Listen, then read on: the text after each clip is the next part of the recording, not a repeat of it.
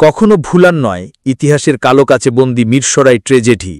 বিস্তারিত দেখুন চট্টগ্রাম মিরসরাই প্রতিনিধি নূর হোসেন মিয়ার তথ্য ও ভিডিও চিত্রে। সেই মিরসরাই ট্র্যাজেডির দিনটি সেই 11 জুলাই 2011। কে জানত এই দিনটাকে মনের মধ্যে গেঁথে রাখতে হবে, কষ্টগুলো ধারণ করতে হবে বছরের পর বছর। ডোবার জল থেকে একের পর এক উঠে আসে লাশ। পৃথিবী দেখল পিতার কাঁধে পুত্রের লাশ। একজন পিতার কাছে সবচেয়ে ভারী বোঝা কি হতে পারে? আর একজন বাবা বলতে পারে এটা কত বড় বোঝা। সর্বমোট ৪৫ জনের প্রাণের বিনিময়ে রচিত হয় মিরসরাই আবুতুরাব ট্র্যাজেডি। ধ্বংস হয়ে যায় কত মায়ের কত আশা, কত বাবার কত স্বপ্ন, কত ভাই বোন হয়ে গেল ভাইহারা একা। শেষ হয়ে যায় আবুতুরাব এলাকার একটি প্রজন্ম।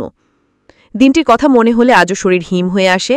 সেই দিনটি বাংলাদেশের ইতিহাসে কালো কাচে বন্দী হয়ে আছে, আজও থাকবে চিরকাল।